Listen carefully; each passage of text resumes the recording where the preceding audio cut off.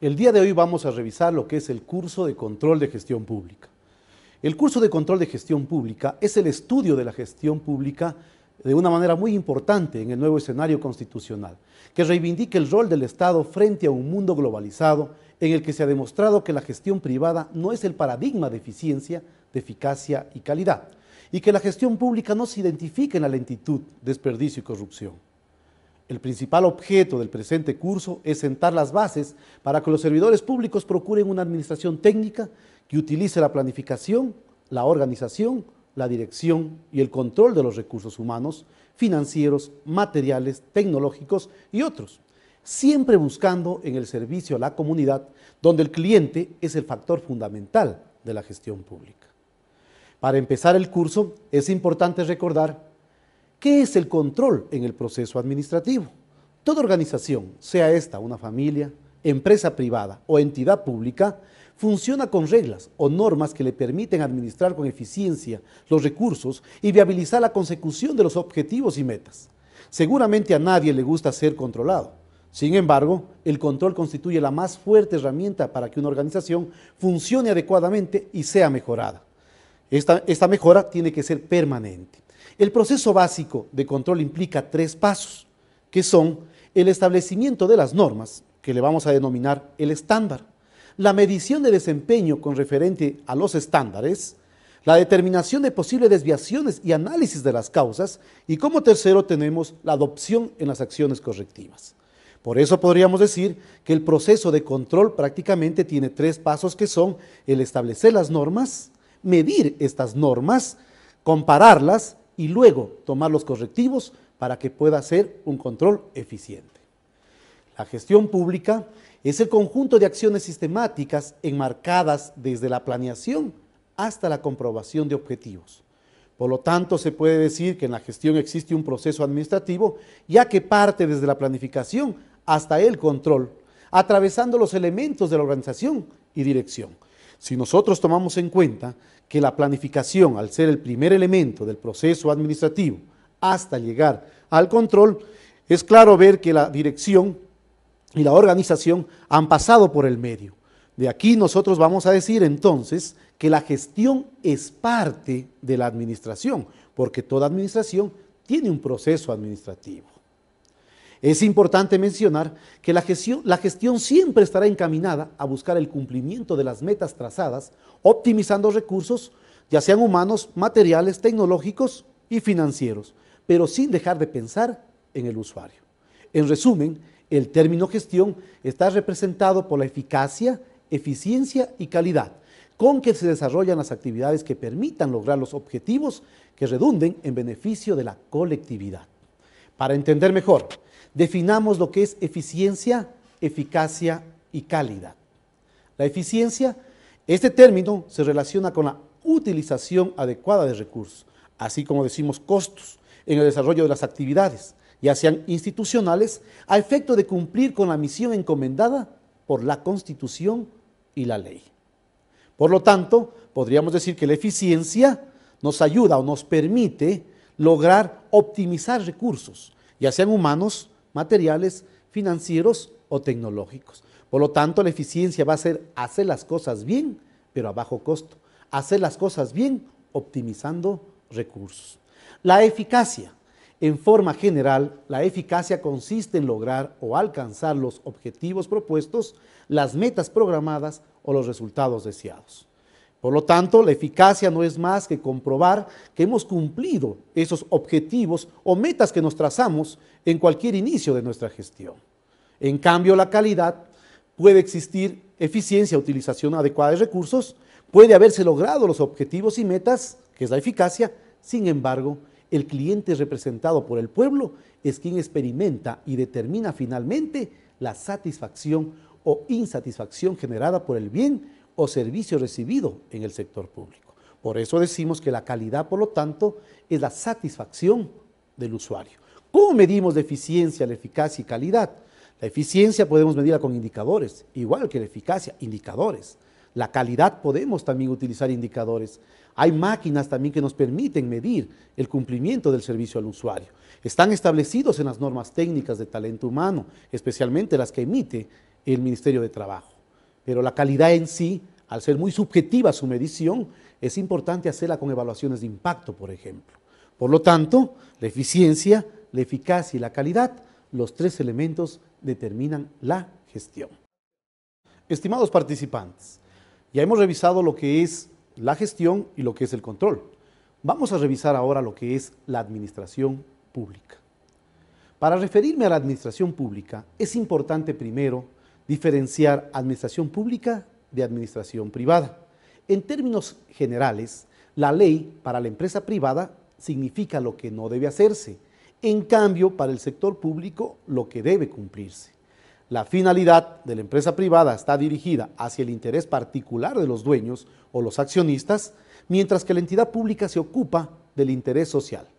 Por lo que se puede definir la administración pública con respecto a la Constitución de la República del Ecuador en su artículo 227 en los siguientes términos. La administración pública constituye un servicio a la colectividad que se rige por los principios de eficacia, eficiencia, calidad, jerarquía, desconcentración, descentralización, coordinación, participación, planificación, transparencia y evaluación.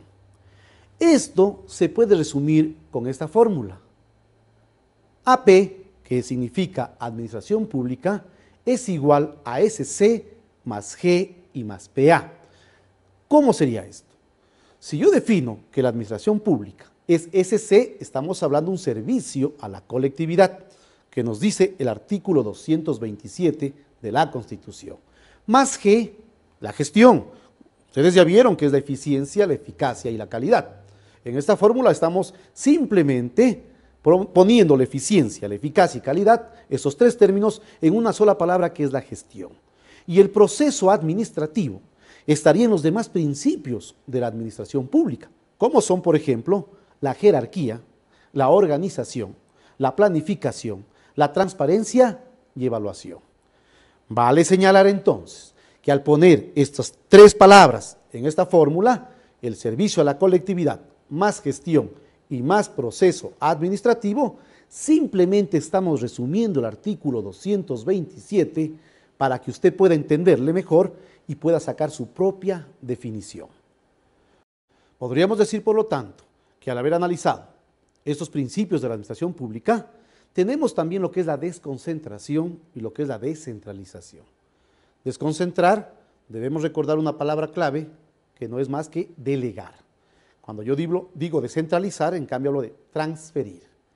Delegar, delegamos competencias en una entidad, pero del mismo ente, a los demás funcionarios o servidores, o inclusive direcciones o delegaciones. Cuando hablo de descentralizar, en cambio estamos hablando de una transferencia definitiva acompañada de recursos humanos, materiales y financieros. Aquí transferimos las competencias y prácticamente la entidad sale con todo a formar otro ente. Muy diferente entonces a la desconcentración, que es la delegación de las actividades que se tiene y que se pueden desarrollar a lo mejor en otra provincia para que no estén llegando a la capital. A eso le llamamos desconcentración. Siguiendo con la fórmula de la administración pública, entonces decimos, servicio a la colectividad, todo lo que nosotros prestamos. La gestión, eficiencia, eficacia y calidad. Y en el proceso administrativo entra la planificación, la organización, la dirección y control. Recordando que en administración privada, la parte fundamental es obtener utilidades, sacar ganancias. En lo público, lo más importante, en cambio, es el servicio a la colectividad. Nosotros calificamos la gestión en lo privado cuando decimos, qué buen gerente que tenemos, pero ¿en base a qué? A las ganancias de utilidades que nos han entregado. Y cuando decimos qué buen alcalde, qué buen prefecto, lo hacemos en base a la cantidad y calidad de obras que hemos recibido de ellos. Ahí está la diferencia. Lo uno es ganancia, el otro es servicio a la colectividad. Siguiendo entonces, vamos a ver cómo se encuentra estructurado o a lo mejor organizado el sector público. Conociendo lo que es la administración pública y el control de gestión, ahora es importante revisar cómo se encuentra estructurado el sector público. Pero para esto definamos primero qué es el Estado. El Estado es una persona legal integrada por un territorio, una población, un gobierno y un fin común. O sea, todo Estado debe tener personas que vivan en un territorio. El territorio puede ser no solo territorial, sino también aéreo, marítimo, incluso fuera de nuestro país, si hablamos de embajadas, de consulados. ¿Qué pasaría si un Estado no tiene normas, no tiene leyes? Sería un caos. A lo mejor va a dominar el más fuerte. Es por eso que nuestra Constitución, en el artículo 425, refiere el orden jerárquico de las normas en la forma siguiente. Primero, la Constitución, que es la norma suprema y prevalece sobre cualquier otra del ordenamiento jurídico. En caso de conflictos entre normas de distinta jerarquía, la Corte Constitucional, las juezas y jueces, autoridades administrativas y servidoras y servidores lo resolverán mediante aplicación de la norma jerárquica superior. Por lo tanto, ¿no es cierto? Tenemos primero la Constitución, luego tendríamos lo que son los tratados y convenios internacionales, que podrían inclusive estar algún momento sobre la Constitución, cuando se trata de derechos de las personas. Luego tenemos las leyes orgánicas, las leyes ordinarias. Vamos a tener luego lo que son ya normas, pero a nivel regional o distrital, que incluso llegan a estar sobre un decreto o un reglamento, para luego tener las ordenanzas ya de los municipios y gobiernos provinciales y los acuerdos y resoluciones. En fin, cuando nosotros tenemos alguna controversia en normas de igual nivel jerárquico, va a venir algún problema que le vamos a llamar la antinomia. La antinomia jurídica, ¿qué es, por lo tanto? No es más que la resolución de conflicto de normas. El artículo 3 de la Ley de Garantías Jurisdiccionales determina que una antinomia se resuelve de tres formas. Primero, el orden jerárquico, como habíamos analizado. Primero la Constitución, luego las demás normas. Pero si está en el mismo nivel jerárquico, tendremos que ir, en cambio, a lo que es la especialización de la norma. Y luego tendremos que ir a la temporalidad de la norma. De aquí sí partamos entonces a determinar cómo está organizado el sector público. Y decimos que el sector público se encuentra organizado con ajuste a lo previsto en el artículo 225 de la Constitución de la República, el cual distingue la siguiente estructura. 1. Funciones del Estado. 2. Gobiernos autónomos descentralizados. 3. Entidades creadas por la Constitución y la ley. 4. Entidades creadas por los gobiernos autónomos descentralizados. Y vamos a desarrollar entonces cómo está este artículo 225. Y si yo les digo el artículo 225 de la Constitución, de acuerdo a lo que dice nuestra norma suprema, establece en el numeral 1 que los organismos y dependencias de las funciones del Estado, como son la función ejecutiva, la función legislativa, la función judicial, la función de transparencia y control social y la función electoral. Son las 5 funciones que tiene nuestro Estado y que están conformadas en el artículo 225 de la Constitución, numeral 1.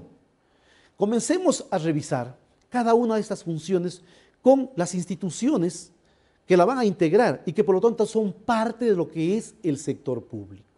Y decimos, función ejecutiva, artículo 141 de la Constitución de la República. La presidenta o presidente de la República ejerce la función ejecutiva y es jefe de Estado y de gobierno, así como responsable de la administración pública. La función ejecutiva está integrada por la presidencia y vicepresidencia de la República, los ministerios de Estado y los demás organismos e instituciones necesarios para cumplir en el ámbito de su competencia las atribuciones de rectoría, planificación, ejecución y evaluación de las políticas públicas nacionales y planes que se crean para ejecutarlas. Luego tenemos la función legislativa, artículo 118 de la Constitución. La función legislativa se ejerce por la Asamblea Nacional, que se integrará por asambleístas elegidos para un periodo de 4 años. La Asamblea Nacional es unicameral y tendrá su sede en Quito. Otra función es la judicial. En el artículo 117 de la Constitución, la función judicial se compone de órganos jurisdiccionales, órganos administrativos, órganos auxiliares y órganos autónomos. La ley determinará su estructura, funciones, atribuciones, competencias y todo lo necesario para la adecuada administración de justicia. En los organismos jurisdiccionales tenemos, por ejemplo, la Corte Nacional de Justicia, las Cortes Provinciales, los juzgados y tribunales y los jueces de paz. En los auxiliares, en cambio, tenemos lo que es las notarías, los depositarios judiciales y los martilladores. Los autónomos están la Fiscalía y la Defensoría Pública, mientras que en el administrativo es el Consejo de la Judicatura. Así está integrada la función judicial. Función de transparencia y control social. Artículo 204. El pueblo es el mandante y primer fiscalizador del poder público, en ejercicio de su derecho a la participación. La función de transparencia y control social promoverá e impulsará el control de las entidades y organismos del sector público y de las personas naturales o jurídicas del sector privado que presten servicios o desarrollen actividades de interés público para que los realicen con responsabilidad, transparencia y equidad. Fomentará e incentivará la participación ciudadana, protegerá el ejercicio y cumplimiento de los derechos y prevendrá y combatirá la corrupción. La función de transparencia y control social estará conformada por el Consejo de Participación Ciudadana y Control Social, la Defensoría del Pueblo, la Contraloría General del Estado y las superintendencias. Estas entidades tendrán personalidad jurídica y autonomía administrativa, financiera, presupuestaria y organizativa. De acuerdo con el artículo 206 de la Constitución, los titulares de las entidades de la función de transparencia y control social conformarán una instancia de coordinación y elegirán, de entre ellos, cada año a la presidenta o presidenta de la función. Como podemos darnos cuenta, toda función del Estado tiene un presidente o presidenta. La función de transparencia también lo tiene, pero para elegir el presidente o presidenta de la función de transparencia se reúnen todos los que son miembros de esta función. Por ejemplo, el señor Contralor, el Defensor del Pueblo, los 6 representantes de las superintendencias y el presidente del Consejo de Participación, y entre ellos cada año nombran a un presidente de la función de transparencia y control social. La función electoral, artículo 217 de la Constitución de la República del Ecuador, garantizará el ejercicio de los derechos políticos que se expresan a través del sufragio, así como los referentes a la organización política de la ciudadanía. La función electoral estará conformada por el Consejo Nacional Electoral y el Tribunal Contencioso Electoral. Ambos órganos tendrán sede en Quito, jurisdicción nacional, autonomías administrativa, financiera y organizativa, y personalidad jurídica propia. Se regirán por principios de autonomía, independencia, publicidad, transparencia, equidad, interculturalidad, paridad de género, celeridad y probidad. Hemos terminado de ver el numeral 1 del artículo 225 de la Constitución, que comprendían entonces las 5 funciones del Estado, con cada institución u organismo que van a conformar a esta función. Vamos a ver ahora el numeral 2 del artículo 225, que tiene que ver con las entidades que integran el régimen autónomo descentralizado. El artículo 238 de la Constitución determina que los gobiernos autónomos descentralizados gozarán de autonomía política, administrativa y financiera, así como se van a regir por algunos principios como son solidaridad, equidad, integración y participación ciudadana. En ningún caso el ejercicio de la autonomía permitirá la sucesión de territorio nacional. Veamos entonces quiénes constituyen los gobiernos autónomos descentralizados, para darnos cuenta de qué organismos conforman este numeral 2 del artículo 225. Y está establecido lo siguiente: las juntas parroquiales rurales, los consejos municipales, los consejos metropolitanos, los consejos provinciales y los consejos regionales. Son los 5 gobiernos autónomos descentralizados que tiene el Estado.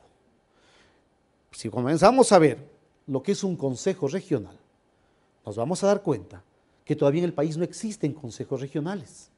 Para crear un consejo regional se necesita mínimo el 20.000 kilómetros cuadrados de superficie y el 5% de la población nacional.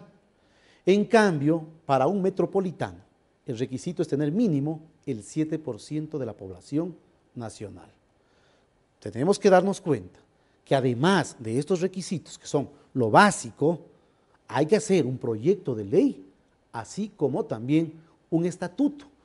En el primer caso lo aprueba la Asamblea y en el segundo lo aprueba la Corte Constitucional. Aprobado esto, tanto en los regionales como en los metropolitanos, se llama a una consulta popular. Y en el caso de los regionales, si se aprueba en la consulta el estatuto, entonces se llama ya para elegir al gobernador y a los consejeros regionales. De ahí que la palabra gobernador no debería existir como representante del Ejecutivo, porque según la Constitución, el gobernador es quien va a presidir el Consejo Regional. Luego tenemos los gobiernos provinciales. Los gobiernos provinciales ahora se conforman por el prefecto, viceprefecto, que son elegidos por votación popular.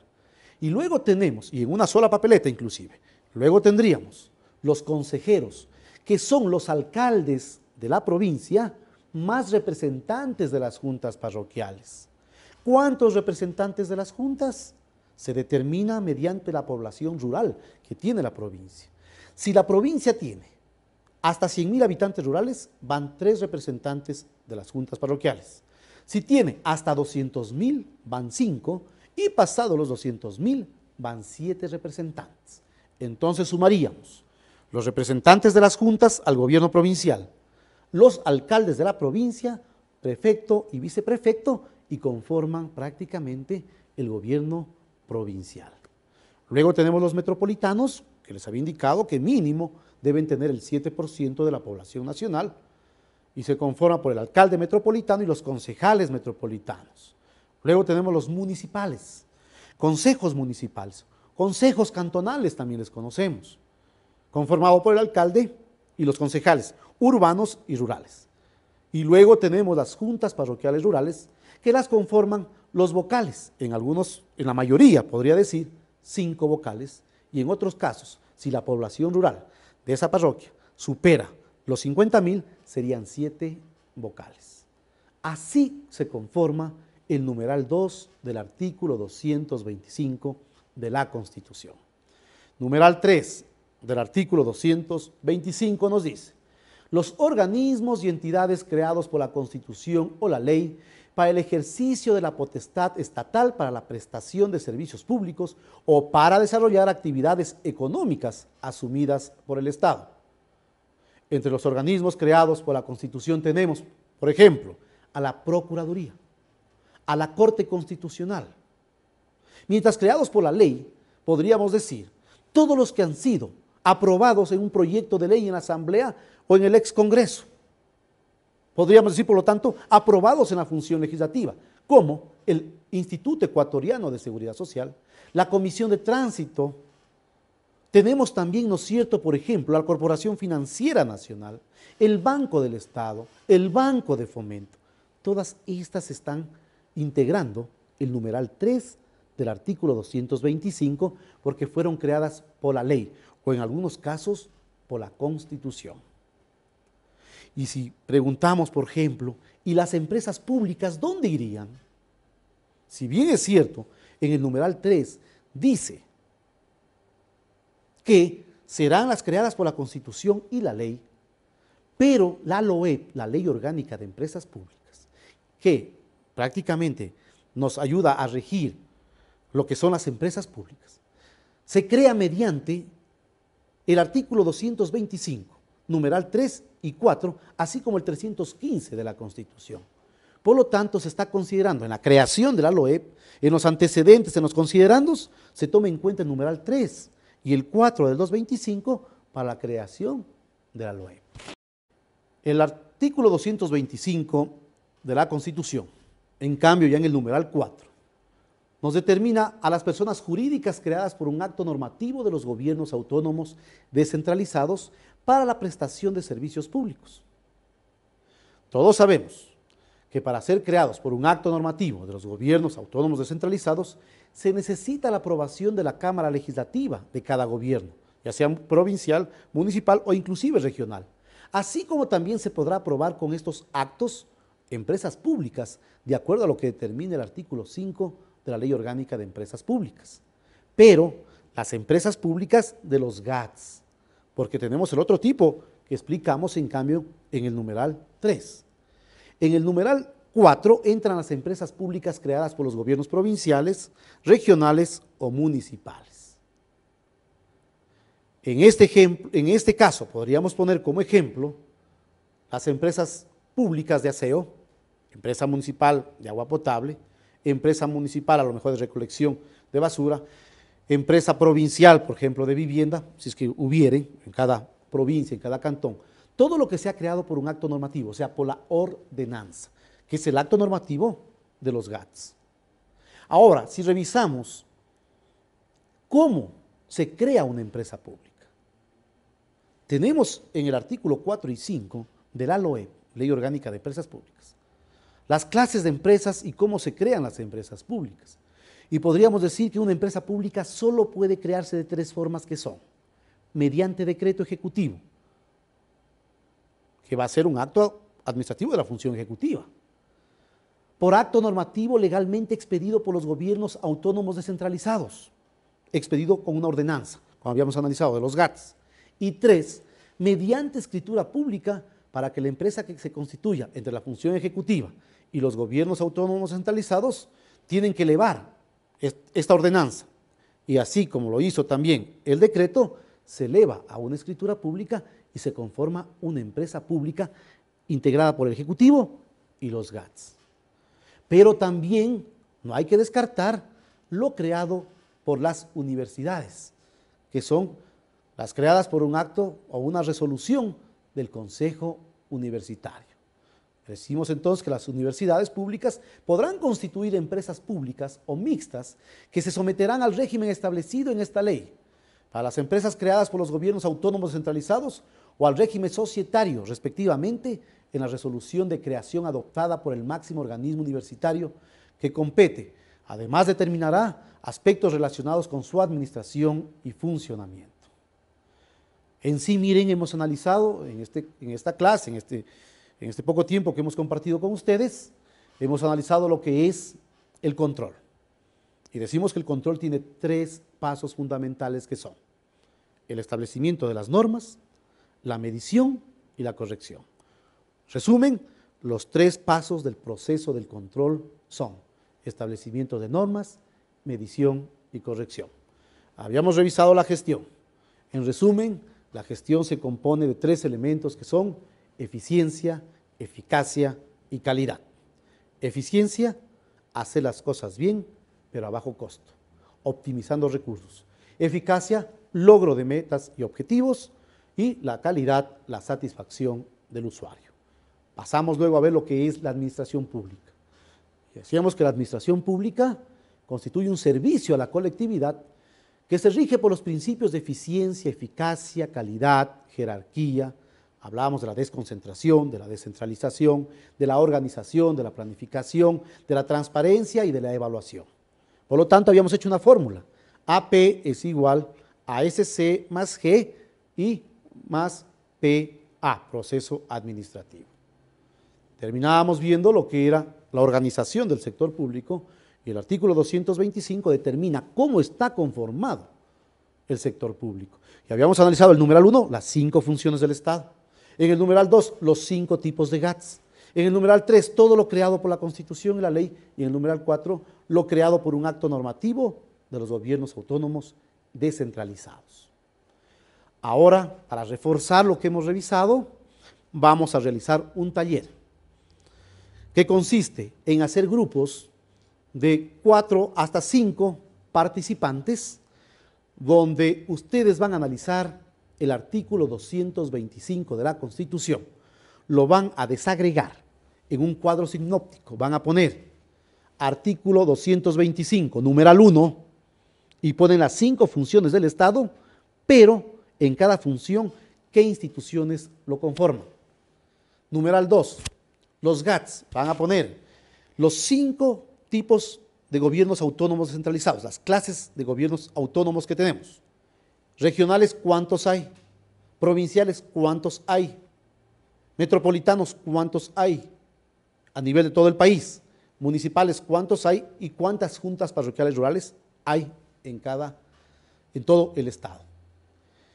En el numeral 3 vamos a poner 8 ejemplos de organismos o instituciones que sean creados por este numeral o que estén integrados en este numeral, creados por la Constitución o la ley.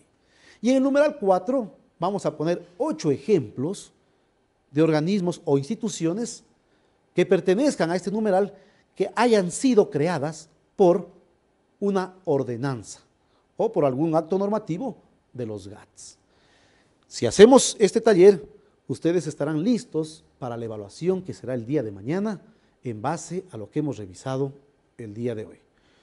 Háganlo en grupo de 4 o 5 participantes, vayan estructurando cada uno los numerales que existen, debatan entre ustedes, analicen. Para esto pueden utilizar el internet, pueden utilizar la Constitución y algunas fuentes de consulta como existen en las páginas web de los ministerios. No van a poner todos los ministerios que existen, pero sí el número de ministerios que existen, coordinadores, ministerios sectoriales, secretarías que son nacionales, secretarías generales y solo secretarías. Terminamos y entregamos a nuestro coordinador que se encuentra con ustedes en el evento y el día de mañana nos vemos para lo que es la evaluación de estos 2 días de lo que ha sido la conferencia virtual. Muchas gracias y nos vemos el día de mañana.